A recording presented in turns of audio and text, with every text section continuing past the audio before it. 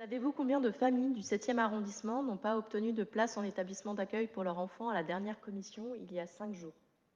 388 familles sur 402, c'est-à-dire 96,5% des familles n'ont pas eu de réponse positive et seront potentiellement en difficulté pour faire garder leur enfant ou pour retrouver un emploi.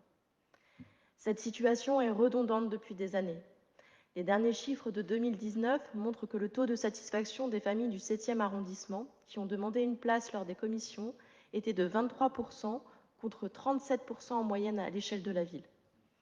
Pourtant, la forte poussée démographique avec la transformation urbaine de Gerland Nord et Gerland Sud depuis les années 1980 n'aura échappé à personne et cette transformation n'est pas prête de s'arrêter puisque le secteur en dessous des rails se transforme encore. De plus, le secteur de Jean Massé et de la Guillotière sont des quartiers qui rajeunissent et où se concentre 2 fois plus de population que la moyenne de la ville de Lyon. La population change, se rajeunit et se gentrifie. 36% des habitantes et habitants de ces deux quartiers ont entre 18 et 29 ans. Aujourd'hui, l'arrondissement compte 17% d'enfants de moins de 3 ans. Les chiffres prévisionnels 2026 de la CAF et de la protection maternelle infantile sont unanimes et ils annoncent une augmentation de plus 20% d'enfants de moins de 3 ans sur l'arrondissement. Quand on analyse cela, on comprend que la politique lyonnaise a fermé les yeux sur les besoins quotidiens de services publics, au profit notamment de l'attractivité des territoires, notamment dans le 7e arrondissement, puisque le taux de couverture actuel des établissements municipaux au niveau de l'arrondissement par rapport à la population est de 22%, alors que le reste de la ville de Lyon est de 27%. Les précédentes mandatures ont fait le choix délibéré de se désengager de cette mission de service public. Lyon n'est pas isolé puisque c'est une situation que nous retrouvons partout dans notre pays.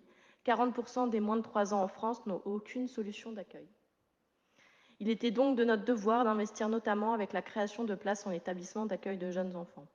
Sur le 7e arrondissement, nous avons choisi de valoriser la diversité des modes de garde, de créer 5 établissements d'accueil de jeunes enfants, d'augmenter la capacité de l'annexe Saint-Lazare avec le départ dans l'école veillée de la maison de l'enfance, et de créer 3 relais d'assistants maternels et autant de lieux d'accueil d'enfants-parents. Ces projets prendront du temps, comme nous pouvons l'observer dans cette délibération qui concerne le HJE Ginko, qui devrait être livré en novembre 2025, et le HJE du Vivier Kronstadt en janvier 2026. Je vous demande de voter favorablement à cette délibération. La petite enfance est profondément un investissement social. Les modes de garde collectifs ou individuels sont des lieux de socialisation, des outils de lutte contre la pauvreté, de favorisation au retour à l'emploi des parents et de renforcement de l'égalité femmes-hommes.